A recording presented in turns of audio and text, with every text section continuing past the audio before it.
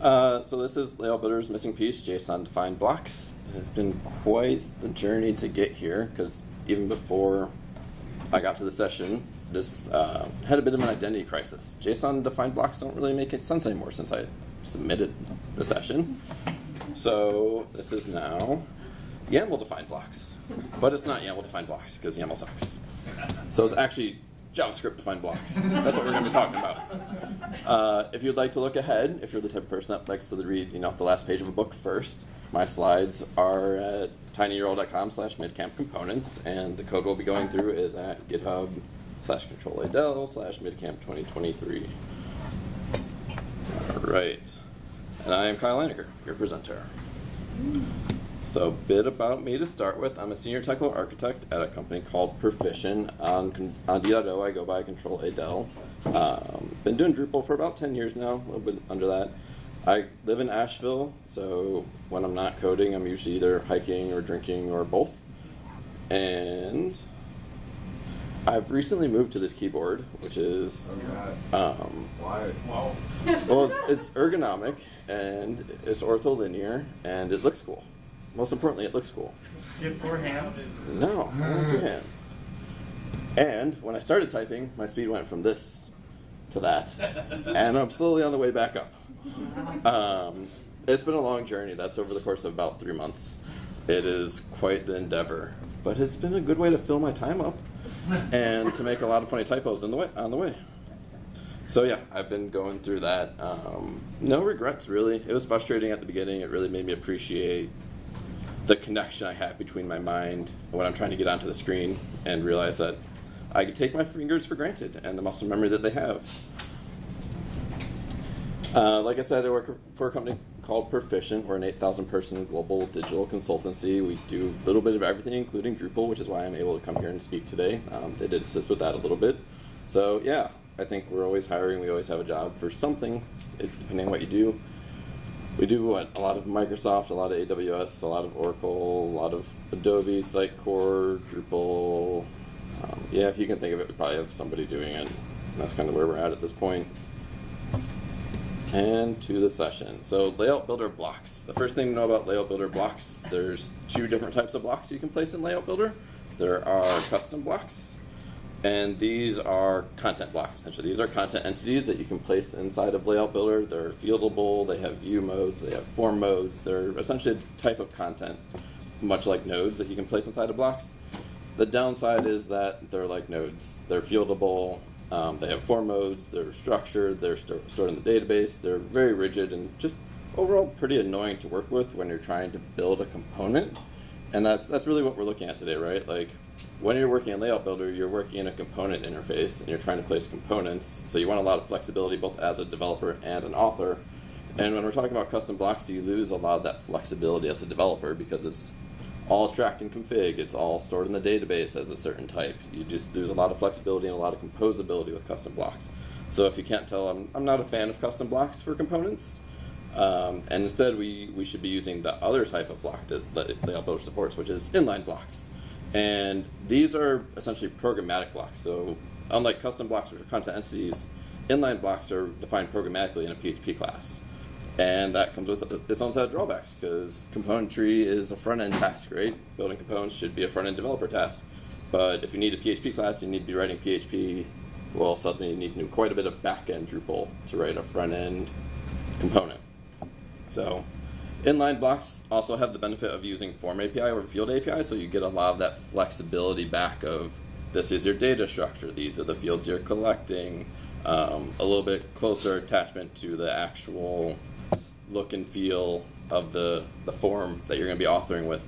Downside, of course, is that Form API is old and has a lot of nuances and a lot of hidden areas, so it's really easy to either trap yourself into a hole or not be able to identify the correct way to get what you want done.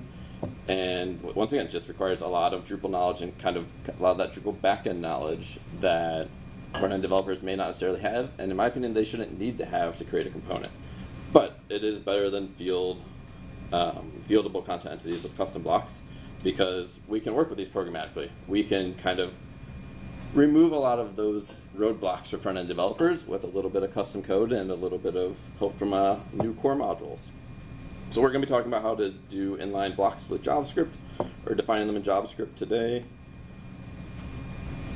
But first we need to kind of get all on the same page about what is a component and what is the purpose of a component. So we're not going to cover this for long, but we'll kind of just do a quick overview.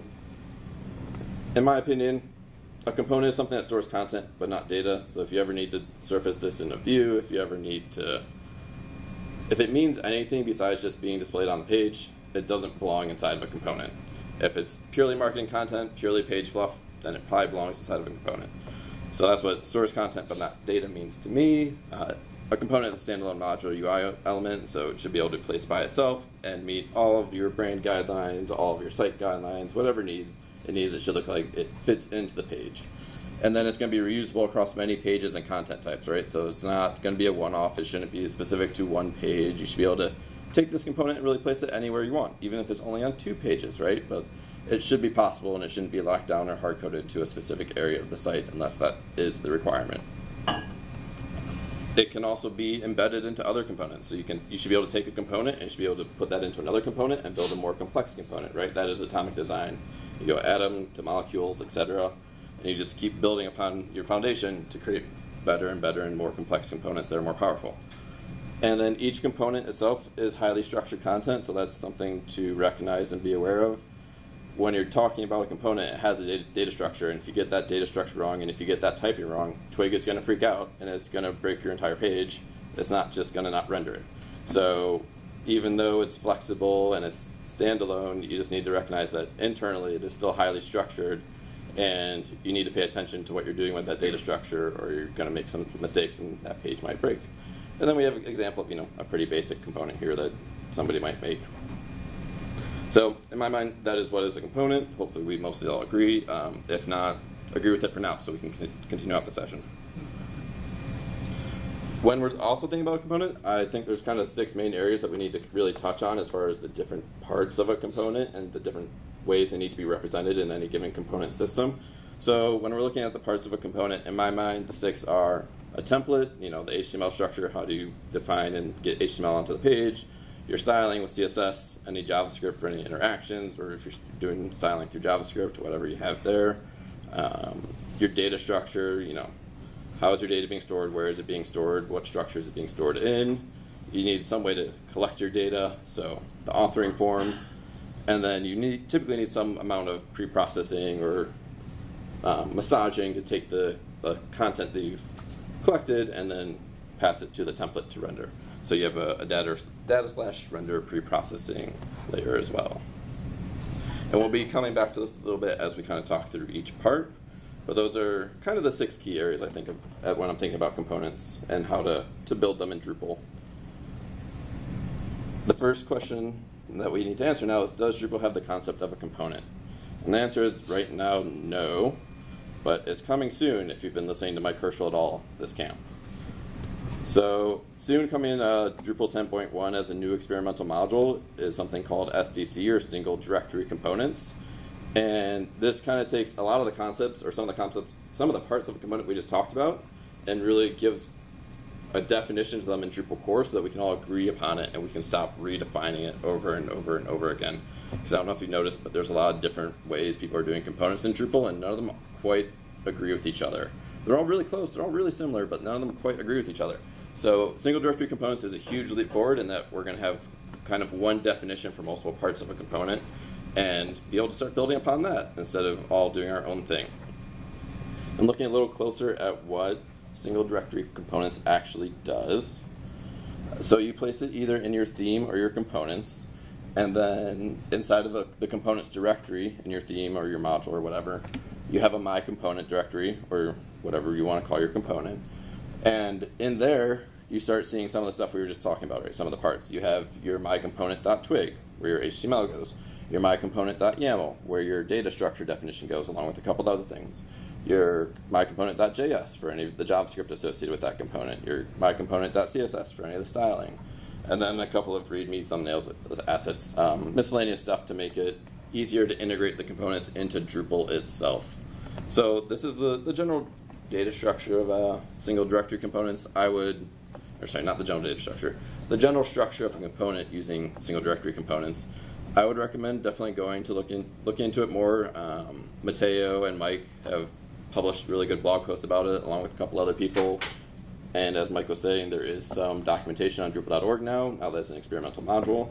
And I would follow along, and give it a try. It's a really interesting concept, and I think it's going to move us forward really quickly with getting componentry and getting contrib aligned on componentry in Drupal in a way we haven't seen before.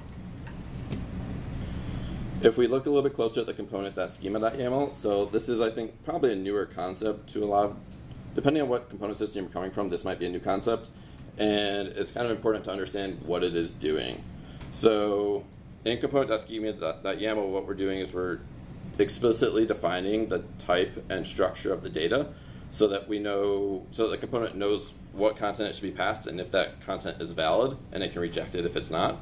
And it also, informs developers who come after you, this is the data structure of the component, and these are all the values, and kind of what you need to be doing to be working in the template or working in the component, what's available and what's not available. So looking at it, you have your schema, which is a link out to a schema.json, and this defines all the different properties that are possible that you can define in a component. So if you're curious about what can be added and kind of what the intent of each one is, you can go to that get.drupalcode.org JSON file and read into it there.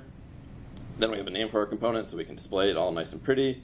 We have a status, so this is, I believe, experimental, stable, deprecated, and one other that I've forgotten. But it allows you to say, this component isn't ready for prime time. This component is ready for prime time. This component we no longer use, and react to it either in your system or just as a developer to know this is something I should be using or this is something I shouldn't be using.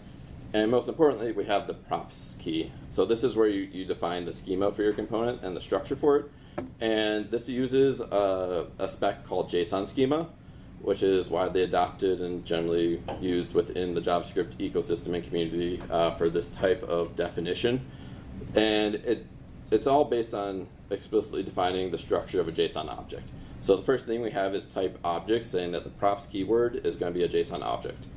And then from there, we have a key called required, which says which properties are going to be required for this JSON object and which ones are optional if they're not listed. So from there, we got the properties, and this is where you actually define all the different properties that you'll be collecting and all the different properties that will be available inside of your template itself.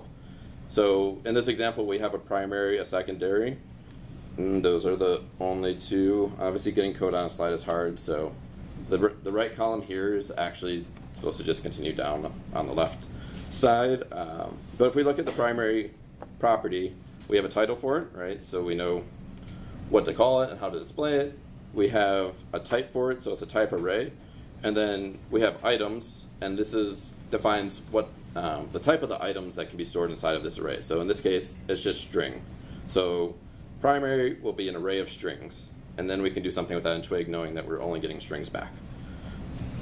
Secondary, on the other hand, is a Boolean, right? It's just a yes, no, true, false, and just has a title secondary. So the schemas and the definitions can get pretty complex. I find them generally pretty legible, but it is a bit verbose. So just something to be aware of. A long schema isn't necessarily intimidating or wrong. It's verbose to get all the different aspects that you need. And if you have a lot of properties, they can go on for a little bit. Moving on from properties, we have slots. So slots are a front-end terminology. In Twig, we call them blocks, right? It's just an area where you can stick HTML and know where it's going to be and kind of understand how it's going to interact inside of the component. So in single directory components, that's called slots, but that's just a synonym literally for a block in Twig. And in this case, in this example, we have body, so you'll know that like the body of the component or the content of the component could be placed in there. And I believe it just accepts any random HTML. There's no data structure to it or anything like that. It'll just render whatever it's given. And then we have some Drupal things like library overrides. So you can attach libraries to these components if you have JavaScript dependencies or CSS dependencies or what have you. So you can bring those all into Drupal itself. And you can also do your own JavaScript library definitions. By default, single directory components dynamically creates a library for the component that includes the .js file and the .css file, so that's all just automatic and wired up for you. You don't have to do that anymore. But if you have a bigger, more complex JavaScript element, you might want to have a different set of libraries or create your own libraries for that component, so you can still do that and wire them up here. So a question on that. Yeah.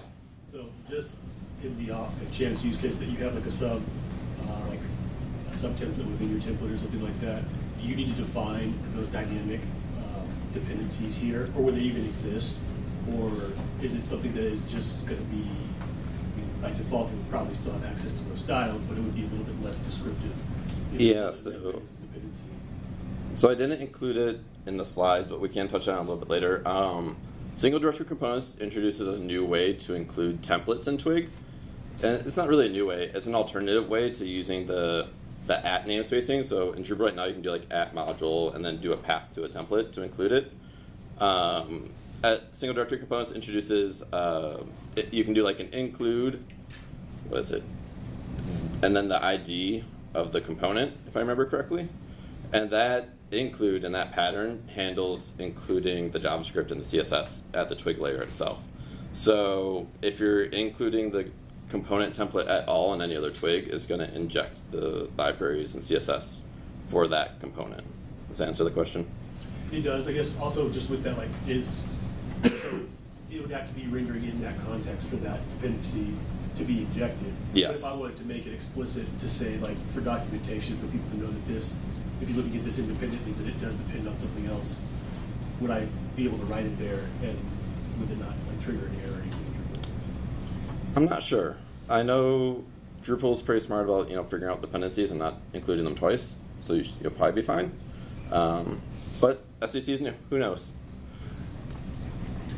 Maybe the first bug we need to file. Yeah. So that's an explanation of the schema.yaml. I just wanted to go through that since single directory components is such a new concept, and I know not everybody has gotten a chance to dig into it yet. And we'll be building upon that as we go through the slides. And actually, this is our first demo opportunity. So what I wanted to do is walk through a couple single directory components that I've created and defined. Let's see. So I've created some basic ones, right? Because we're going to try to build a simple molecule like a CTA banner. So I've created some of the foundational stuff that we'll need. And the first one here is going to be like our text component. So we have our schema, our machine name, our status, and then the props. And then here it's going to be real simple. This shouldn't be here.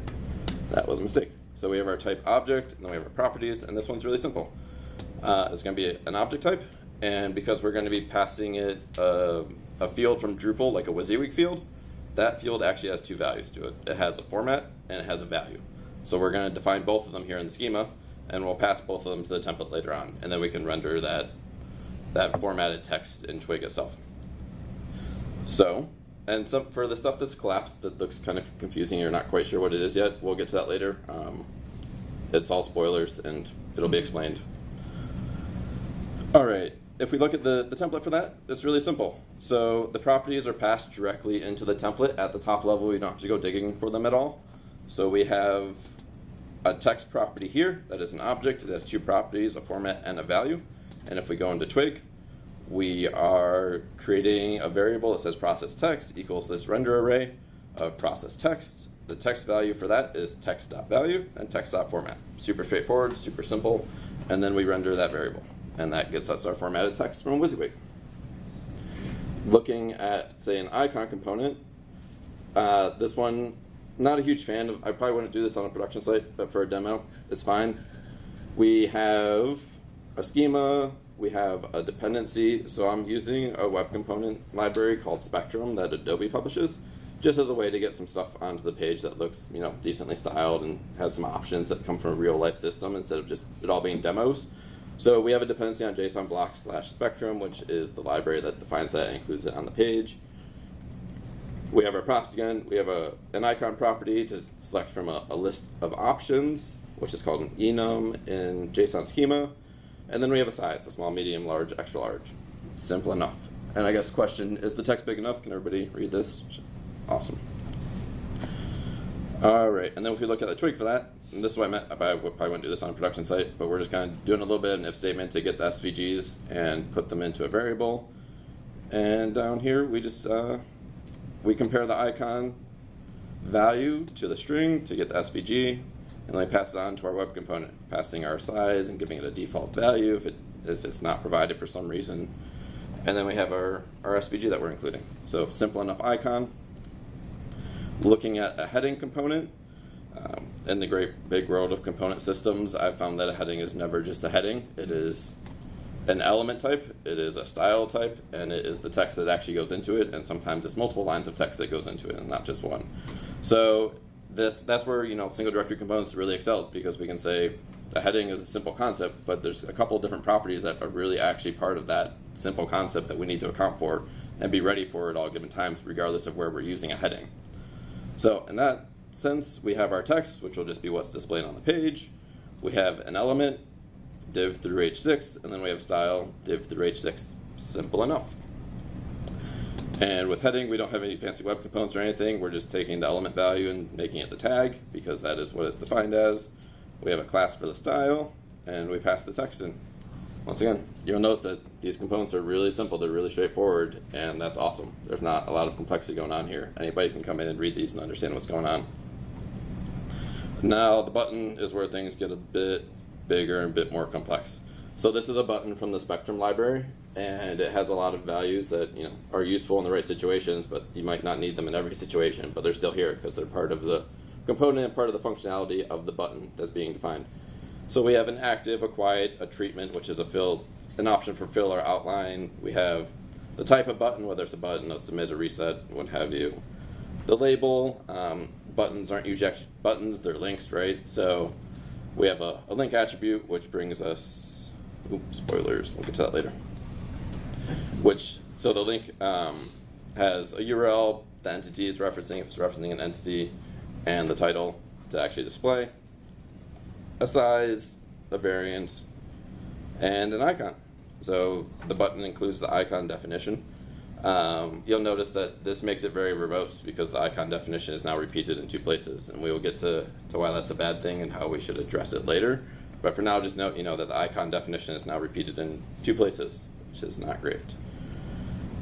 And then we have, the icon properties. And in the twig, we have a lot of values going on now, but this is still pretty straightforward, right? We're just taking the values we're collecting and we're passing them through to the appropriate properties, attributes, and parts of each web component or each element.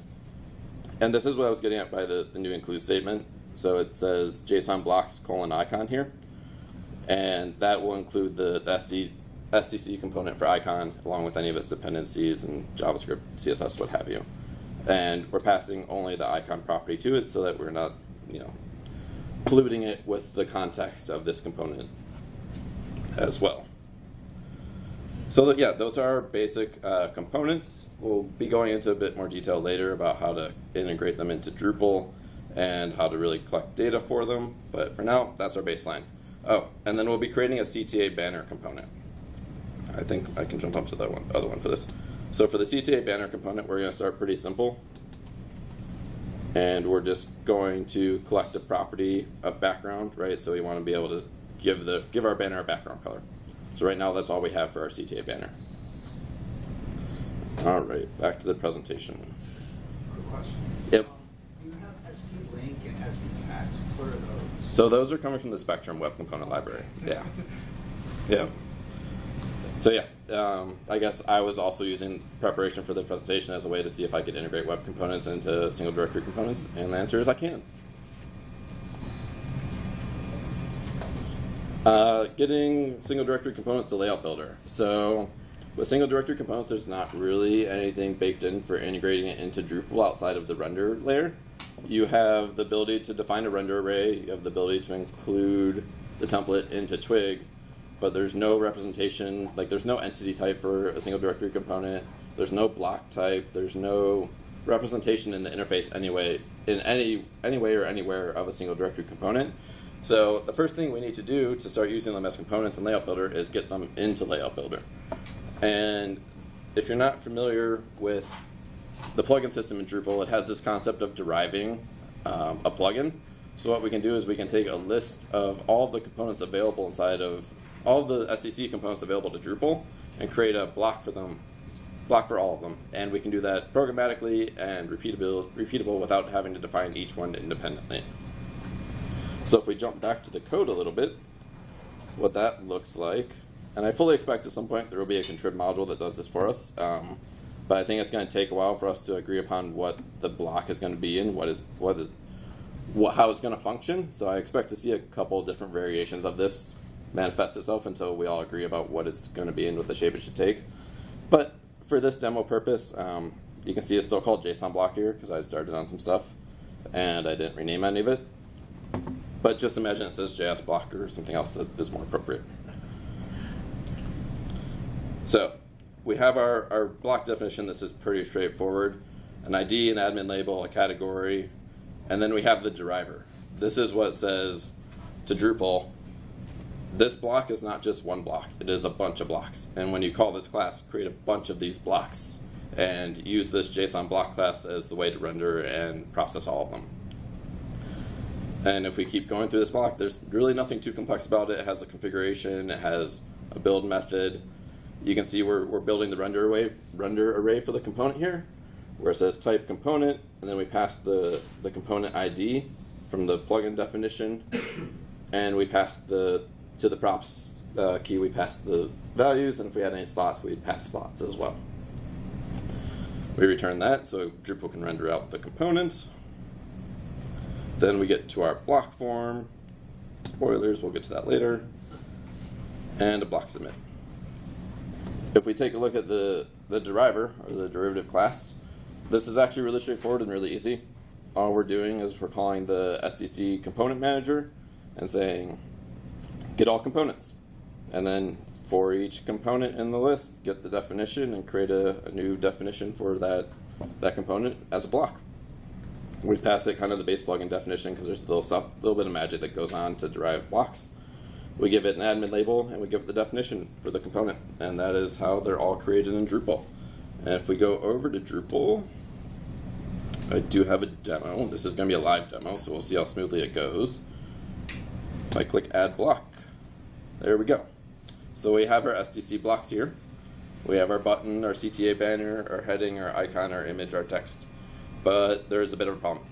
If we click button and I'm in the right state, we don't have any fields. We can't author anything. We can add to the page. Can we add to the page? We can. Yeah, that's not great, is it? So, it's the first step though, right? Our components are in Layout Builder. We can place them on the page. Good stuff. Going back to the presentation. We did the demo. So now we have a bunch of individual components, but we need to build a system of components. And that means we need to build components on top of components, and we need them to be related, and they all need to make sense with each other. But there's a bit of a problem. If we think about back to the parts of a component, our template, our CSS, our JavaScript, our data structure, etc., there's kind of really two key criteria we need to evaluate these on. And we've been evaluating them on the definition of the approach, right? Do we know how to do a template? Do we know how to do CSS? Do we know how to do JavaScript? Do we know how we're doing our data structure? So we've been doing the definition of it, but we haven't been evaluating it on the composability of those parts. So if we look at it, like, this is the CTA banner we're going to make. It contains a heading, it contains text, it contains a background, and it contains a button. So how do we, and it also contains the icon inside the button. So how do we get all of that componentry into one place to create this singular component, and how do we do it in a way that is friendly to developers and friendly to authors, and, you know, a good experience? Because you could just say, all right, author, just put all 5 components on the page and that's it. You have to do that for every component, but that'd be terrible. So with that in mind, we're going to kind of look at the 2 criteria we're evaluating, which is the approach defined, and we'll just call that D, and then is the approach composable, which we'll call C, and that'll make sense here once I go to the next slide. So when we're looking at the parts of a component, when we're looking at the template, is it defined? Yes, we're using Twig. easy enough. Is it composable? Yes. Twig has embed, include, extend. We could take one component and put it into another component. Real easy. When we're looking at CSS, is it defined? Yes, we have Drupal's library system. We have the CSS in the component directory that is defined. Is it composable? Yes, Drupal's library system can include libraries and dependencies and resolve all of itself, so we're good there. Same for JavaScript, we're using Drupal's library system, so that is both defined and composable. But then we start running into a problem. We have our data structure. We have a definition for it, but as we saw, it's not composable, right? We had the icon definition duplicated in 2 places. So that's where where we're at with SDC ends right now. We have the basics of a component, the foundation of it all figured out, but how we take that and we build a system on top of it, and how we create authoring forms, and how we do pre-processing of that is kind of up in the air and to be decided. So our data structure is not composable. Our authoring form not defined at all. There's no approach for that defined. So certainly not composable either. And same with data and render pre-processing. There's just no approach for it defined, and there's no composability to it. We'll be stepping through data structure and authoring form. I ran into problems with pre-processing. As it turns out, Drupal 10 is a little bit different than Drupal 9 in some regards, and when you're integrating SDC, it also makes it a bit messier. Anyways, on to data structure. When we're looking at composability of the data structure, what we're really looking for is to be able to bring the data structure of one component into another component, right? We want to say, this is our atom, we're building a molecule, we need these 2 atoms to make the molecule. We just want to bring in the data structure for those 2 atoms. We don't want to redefine them every time. We also need to be able to override all the aspects of the structures we're bringing in, right? So the default values, the options, the displayed fields. Basically, we need to be able to create a new form view mode for those data structures if we want to. Sure, we can take all of it as is, but if we're having a button and we know the button's always going to be a primary button, we know it's always going to be large, should we display those fields, or we should just give them a default value and hide them so the author can't change them? So stuff like that.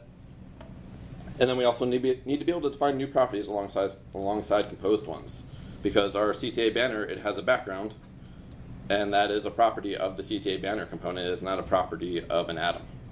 So alongside our composed properties, there needs to be standalone properties for the component itself. And this is where JavaScript comes in. So we were looking at YAML schemas, but all of our front-end tooling already has a build process in front of it, right?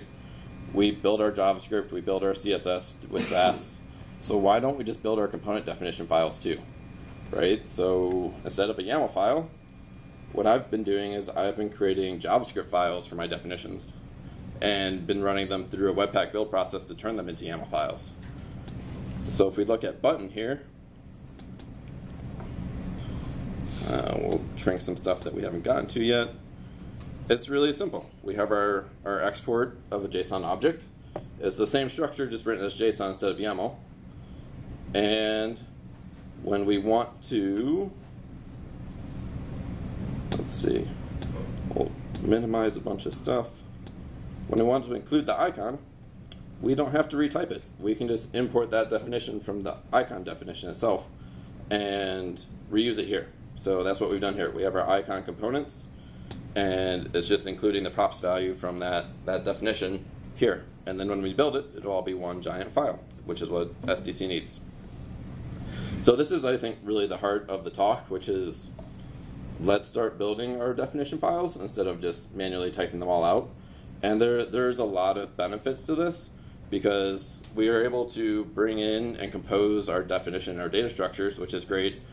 And then we get a bunch of tooling with it too. So if I want to go to this, definition, I can just do Control B, and my IDE will take me to it. I don't know what the shortcut is for all of your various laptops and IDEs, but it should be possible. And that really helps with the developer experience, right? Because this doesn't really tell me what this is at all. It tells me it's an icon component that's bringing in the props, but what are those props? If I want to know as a developer, I want to be able to navigate to it easily. It also gives us a huge benefit in that we can do any type of pre-processing or any type of manipulation of that data structure that we want. So, I believe I have this here somewhere. Right, what we could do in our CTA banner component is we could import the button component, like we're doing here, and we can destructure it into a variable, and we can change the properties, set the default values as we want for our CTA banner only, and then just pass it along like we were doing before. And you'll notice here that, oh, this is the wrong one. There we go. Yeah. So we had our background property for CTA banner before, but now we also have a heading, a text, and a CTA. And this is really easy to read, right? We're just importing our atoms and using the props for each one at each layer where relevant. And for CTA props, obviously we're doing the pre-processing before we're setting it, but this gives you a lot of flexibility and a lot of power to really do whatever you want in the JavaScript world, and then ultimately just spit out a YAML file that SDC ingests into Drupal. Let's see if I've forgotten any talking points.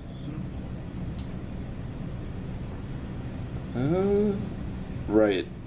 So the other benefit we get is that if we're trying to autocomplete things, it becomes really easy.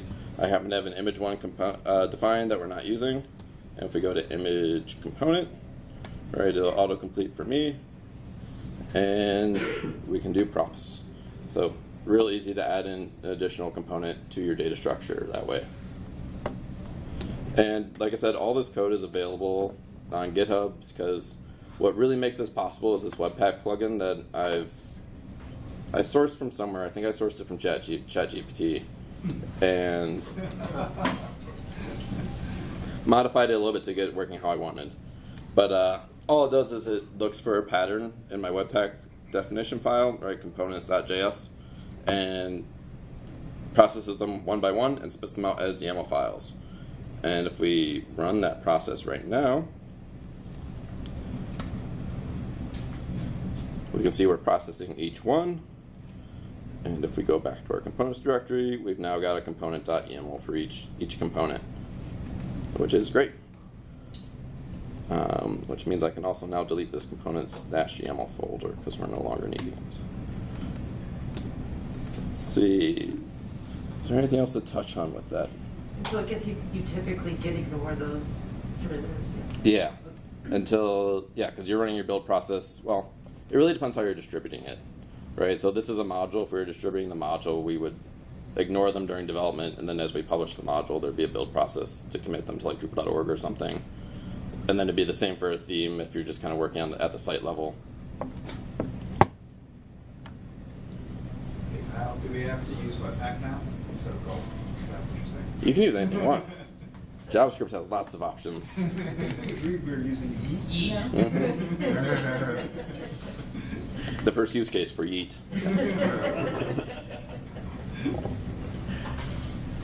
All right. So, going to JavaScript for our definition files and running a build process, it gets us that composability that we need for our data structure. We define the components in JavaScript files, we import them to each other as needed, and we build YAML, and we're good. We're set. We're good to go. Next up is authoring forms. So this is a bit more of a mess. We want to take the schema that we have, right? We have a great definition, a highly structured definition of what is a component and what values it will accept, and we now need to collect that from an author somehow, and we need to pass that to the component so that we can render it. But it makes a lot of sense for us to want to generate that form based on the schema, and we should be able to. But there's an important distinction that you need to recognize, which is that the authoring experience is not just a data entry experience, right? You want to make it clean, you want to make it easy, you want to make it fast, so that your authors don't hate you. So there is a little bit of that you need to be aware of when you're creating this experience. One of the other goals is that defining this authoring form should require as little Drupal knowledge as possible. If you have to do have a bunch of Drupal knowledge of mapping field types to JSON schema data structures, that's a bit of a pain and a barrier to entry for front-end developers who might be really good at building a component but know nothing about Drupal. And then, yeah, as we're talking about experience, the goal is for it to be at parity or better than what's available, at least in Drupal core, right? We don't want to have any regressions or have any kind of weird experiences that make life harder. So at a minimum, we need things like media library, we need entity autocomplete, we need WYSIWYGs, we need the basics to get authoring, to get the content onto the page. And it needs to be easy and approachable to extend, because one thing you can't say about Field API and Form API is you can write as many different field and form widgets and types as you want. So whatever we choose here, we need to be able to do that as well with our SDC components. And jumping ahead, so there's kind of two ways you can take this. If you're familiar with the component module, it just lets you pretty much define your Form API render array in the definition file, and it passes that pretty much directly to your block form. And that's a fine approach. If you have a team that knows Form API and is comfortable working on it, great, go with that. You're going to have all the power of Drupal's Form API at your hands, and that's nothing to sneeze at.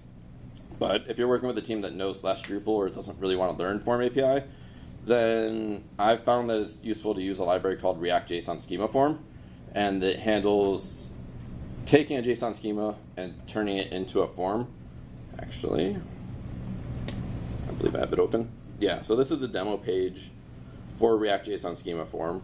Up here we have a bunch of examples. Over here, up here we have a bunch of examples, a couple of settings that we can toggle on and off. And then really the meat of it is this. So we have our JSON schema definition, and this is the same specs, same compliance, same structure as what we're using in our props key in single directory components. But additionally to that, it has UI schema. So this is kind of where you get control of the look and feel of your form, and can start improving the authoring experience, changing the field widget, the field types, based on the type of content you're collecting. And then also in this demo, they spit out the form data, so this is, as you're authoring, it'll update the content here. And we have an example form here, right? So this is a pretty simple schema that has a first name, a last name, and a telephone with the default Chuck Norris. Yeah. And as we change things here, let's go Chuck Kyle, we can see it types in down here. And there's a bunch of them. So JSON schema obviously has objects, it has arrays, it has multi-value fields, and React JSON Schema Form has pretty much full support for JSON schema as far as I know. There's probably some edge cases. You can get in some weird situations with your schema definitions. But if we take like a nested look, right, you can create a multi-value 4-field thing and move it up and down with this arrow. In general, this playground is going to be worth looking at if you're looking into the React JSON Schema Form library. And I've written a module as well that integrates into Drupal's Form API. So you can create a form element with RJSF, pass it a schema, UI schema, and then render it into Drupal itself. And that is what we're going to be looking at with this demo. So some of the stuff I was hiding earlier, let's choose a simple one. So React component.js, or sorry, heading component.js, got React on the brain. Third-party settings. So this is a key in SDC that allows you to kind of shove whatever you want into it. They do ask that you namespace the top property with the module that you're using. So in this case, we're using the RJSF module. So we're in the RJSF area of third-party settings, and we're going to define our UI schema here, because we can't just include it alongside the schema down here in props, because that would violate the props data structure and not be the correct way to do it. So for heading is 3 fields, right? It's a select list for element, a select list for style, and an input field for what you're displaying. So we don't actually have any UI schema at all. We don't need to change any of that. If we get 2 select lists in an input box, we're good. All we really need to do is give it a title. And so that's what I've done here. I've said UI title, heading, and that'll display. If we go back to our JSON block, I'm going to uncomment some things. So this is all the code that handles creating the RJSF element with Form API. You can see it's actually very straightforward. We get the configuration for the plugin that we were deriving. We create a schema object to pass it along to the form state as a component. If we can get that to go away, and then we create our element with type RJSF editor, schema, UI schema, and the default values so that it can render correctly. And with that, I believe I've uncommented. Oh. Yep, well, good. That is broken. All right. So with that, if I clear the cache, we should in our Drupal site now, when you go to add a block and add a heading, there we go. We have a form. There's no, Drupal code specific to the heading that is generating that. We're just taking all the definitions in our STC and creating a block with the form for that. And we can say, tiles heading. We can give it an element of H1, a style of H1, add it on, and there we go. We've got a rendered heading tag on the page with, no Drupal code at all, really. Or no specific code for heading, just all wired up with magic. And as we get to other forms, it can obviously get a lot more complex. So looking at all the JavaScript files here have the definitions already in place for the, let's see, they all have the definitions in place for the form. So looking at this full one that I prepared beforehand, I'm going to copy it over. And we can see in the third-party settings for the banner here, we have UI schema, we have the background, which that's a unique color picker attribute or widget for the background. And then we're just doing the same import thing as we were doing before for the third-party settings, where we're just grabbing it for each component and placing it into the right place in this definition file. So we should be able to just copy this over to here. And I guess before we do that, we'll go to add it to the page right now. Yeah, so right now we just have a background color that's that's obviously not everything we need. We do a build, we do a CR, and obviously you could make this a watch during a normal site build, but for demo purposes I want to control when things we're building. And now we go and add our CTA banner. There we go. So now we have this great big form that allows us to author everything we need to author. That looks broken. That's not great. There we go. It's better. All right, so we have our background color. Let's go with green for now. We're gonna put our heading value in, give it an element and a style. We're gonna move on to our text element. Grab some lorem ipsum, put that in, and you can see here, so this is actually a Drupal version of the WYSIWYG. It is controlled through the normal formatters and filters that you configure in Drupal itself, and just renders the CK editor and mounts it through normal Drupal JavaScript processes, which is why we also have the text format of basic and full HTML. And we can indeed do things like bold text and whatever else you want to do with that. We have our button, and this will do an autocomplete, but this autocomplete is not working right now, but it does pull in content that is available. Well, sorry, the autocomplete is working, we can store data just fine. Rendering it isn't working right now because that requires a little bit of pre-processing and data manipulation that I do not have working. So we'll just do Drupal.org. We'll say click me because it's a CTA button. And we have a bunch of different button properties. With a little bit more time, we could go through and hide these as needed so the form was shorter, but for now we'll just leave them.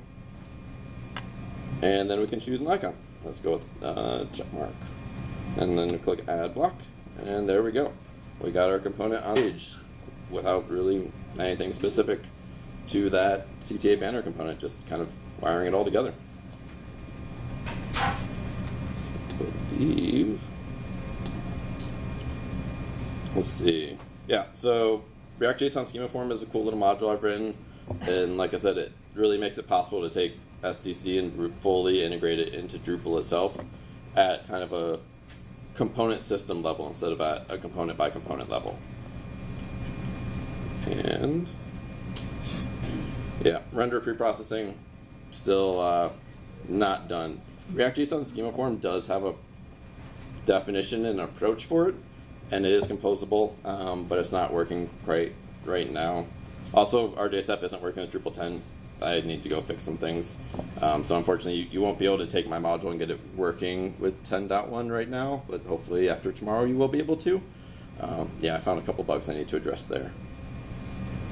I think, trying to see if there's anything else to address in the code demo.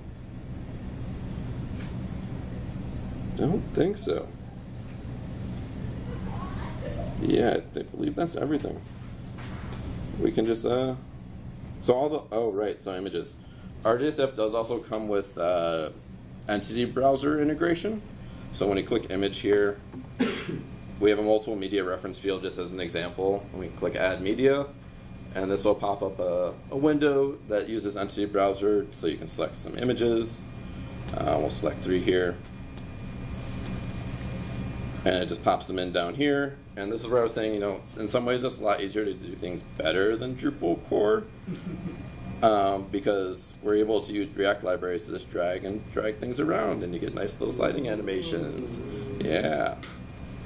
It's so simple, right? And then we click add block, and we get our images rendered in here. So I believe that's everything. There was also the color picker we saw earlier that's unique to RJSF, the module as well. So that's a nifty little custom thing that we wrote. Yeah, let's see. That is everything. Any questions? Well, I was going to ask if you had media integration, but you just... Yep. So are you fully building your backend with this? Our component systems, like the backend? Yeah. Your content types. We don't have a lot of content types anymore. So the question was, are we fully building our backend with this? And for the sites where we use this on, we don't have a lot of content types.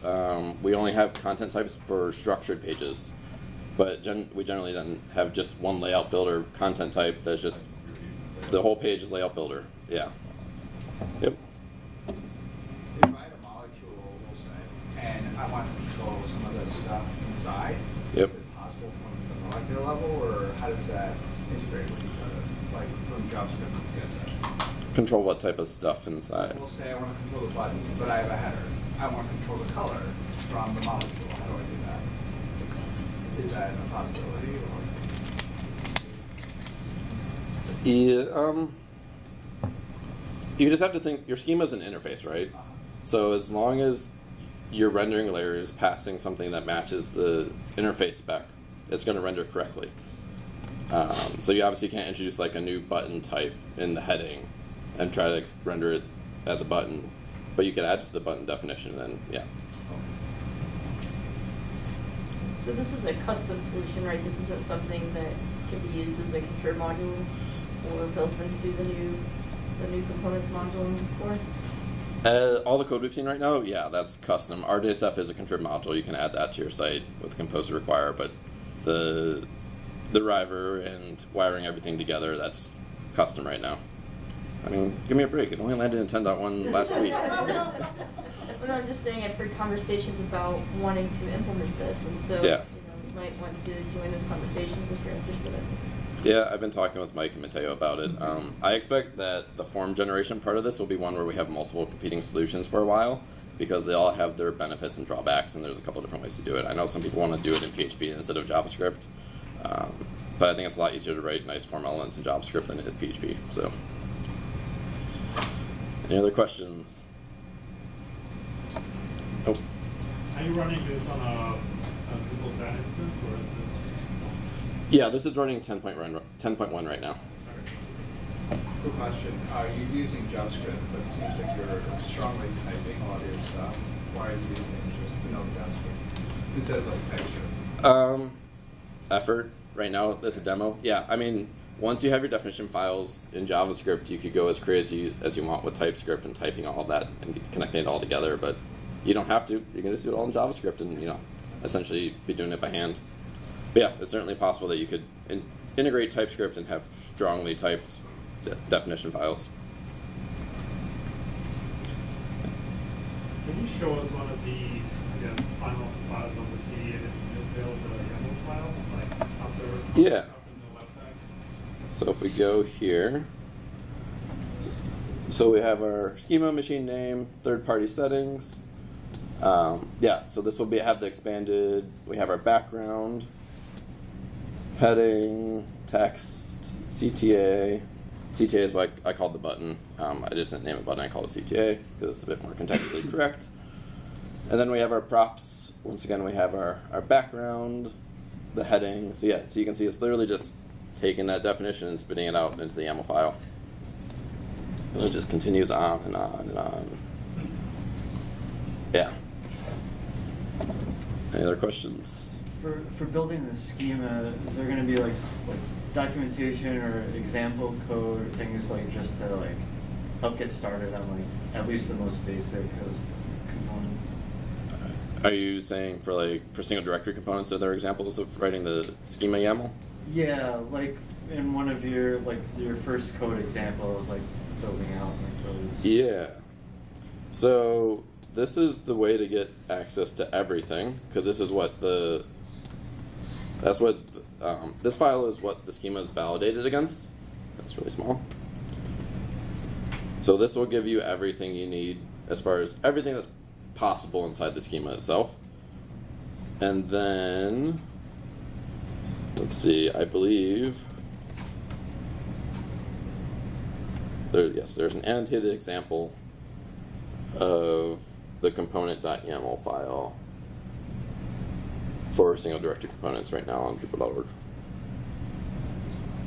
So that'll explain everything that's going on in that file.